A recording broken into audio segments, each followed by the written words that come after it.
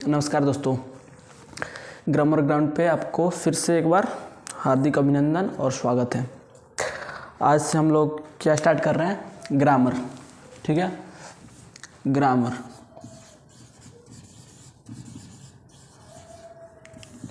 क्या स्टार्ट कर रहे हैं? ग्रामर। एकदम बेसिक, जीरो से स्टार्ट होगा। ABCD, यही इंग्लिश ग्रामर। ग्रामर इंग्लिश मतलब हम क्या जानते हैं? ABCD, यही सब ना। तो ABCD से हम शुरुआत करें एकदम जीरो से। ठीक, एकदम जो बच्चा पहली बार ग्रामर को जानता है, इंग्लिश को जानता है, पहली बार पढ़ना चाहता है, उसके लिए एकदम जीरो से। ठीक है, चलिए फिर।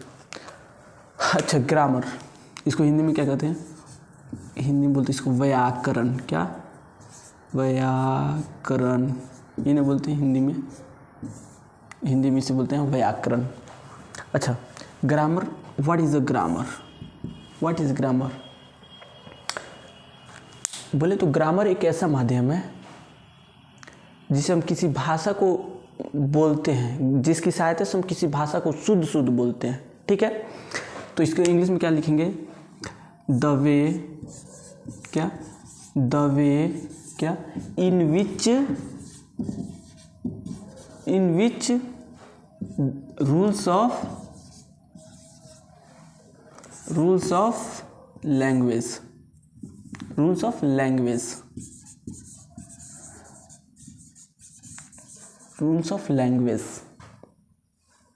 is called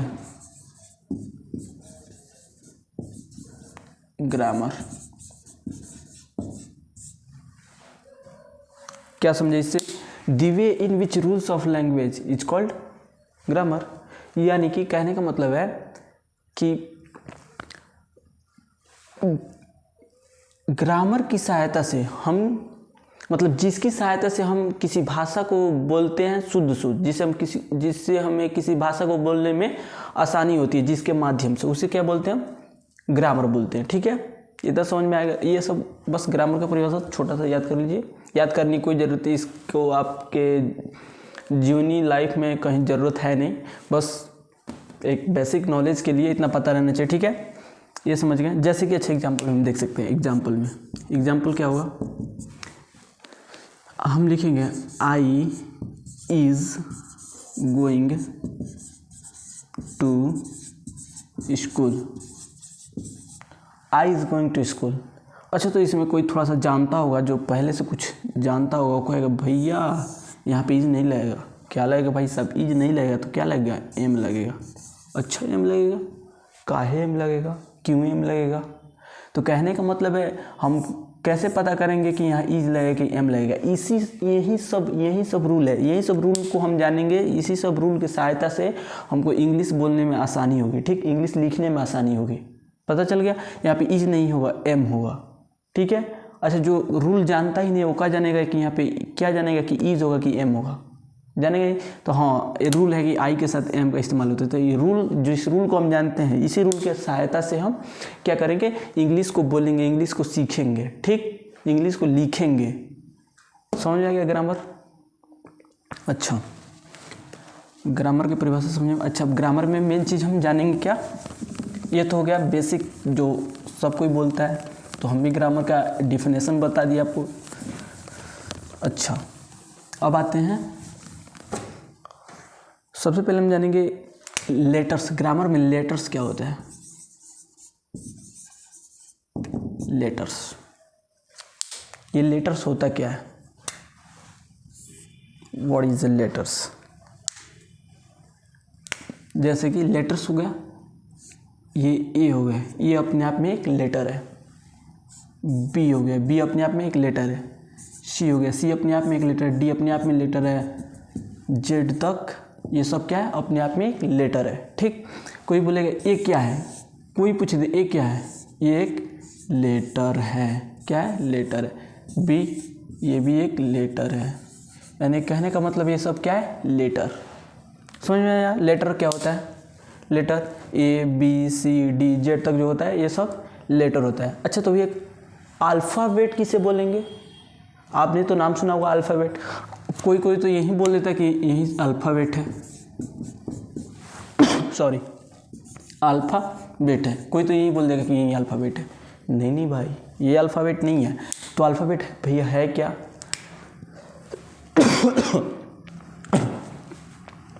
अल्फ़ाबेट ए से शुरू होता है। ये 1 और 26 लेटर तक, जेड तक, इसके और इनके ग्रुप को, ए से जेड तक जो लेटर्स होता है उन्हीं को हम अल्फ़ाबेट बोलते हैं। नहीं समझ में आया?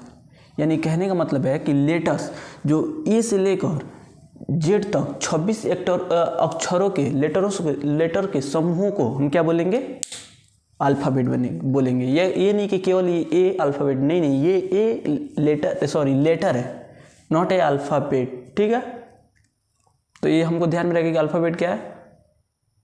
ओके, मतलब कि 26 जो लेटर है उनके समूह को अल्फ़ाबेट बोलेंगे टोटली। ओके, ये समझ में आ गया होगा। अच्छा, अब हम आप लोग को बताते हैं वर्ड क्या है। लेटर समझ गए हम, अल्फ़ाबेट समझ गए, अब हम समझेंगे क्या वर्ड क्या है। वर्ड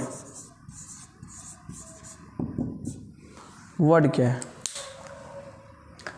वर्ड जैसे कि लेटर, एक लेटर मिलके वर्ड का निर्माण करता है।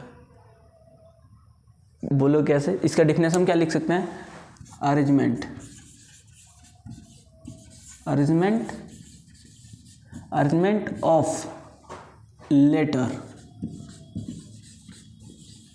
ऑफ लेटर इन मीनिंगफुल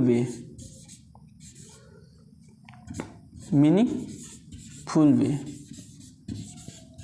यानी कि हम एक लेटर जोड़ के कुछ ऐसा बना दे जिसका कुछ मतलब निकलता है, जिसका कुछ मीनिंग होता है, वही क्या कहलाएगा?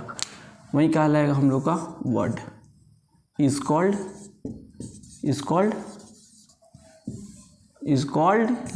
वर्ड। ठीक, समझ गए हम क्या कहना चाहते हैं?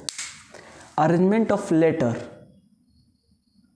इन अ मीनिंगफुल वे, यानी कि कहने का मतलब है कि हम जैसे कि ए बी सी,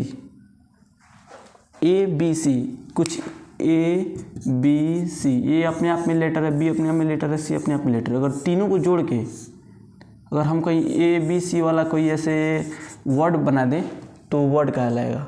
अगर इसका कोई मतलब नहीं निकलते तो यानी कि ये तीनों आपस में मिलकर भी वर्ड नहीं बना पाएगा। एग्जाम्पल से समझते हैं, जैसे कि एग्जाम्पल देख लेते हैं क्या, जैसे कि CAT, सी अपने आप में एक लेटर है, ए अपने आप में एक लेटर है, ठीक, टी अपने आप में एक लेटर है, ठीक। अच्छा, तो जब ये तीनों आपस में मिलेगा तो क्या हो जाएगा? कैट। तो कैट मीन्स क्या होती है? बिल्ली होती है भाई साहब, कैट मीन्स बिल्ली। तो देखिए हम लेटरों को क्या किया, एक जगह एक पास उसको आपस में ऐड किए हैं, CAT, तीनों आपस में मिलकर जुड़ के क्या हो गया? कैट। कैट मीन्स बिल्ली। अच्छा, वहीं हम लिख देते TCA, इसका कोई मीनिंग होगा नहीं तो ये वर्ड नहीं हुआ। समझ में आया? यानी कहने का मतलब है arrangement of a letter in a meaningful way, तब जाके वो क्या कहलाएगा? वर्ड कहलाएगा। ये समझ में आ गया होगा? ठीक है, अब हम चलते हैं आगे। भाई साहब, ये अगर आप लोग को लिखना होगा तो आप स्क्रीनशॉट कर लीजिएगा या फिर वीडियो पॉज करके लिख लीजिएगा, ठीक। अब हम चलेंगे कहाँ?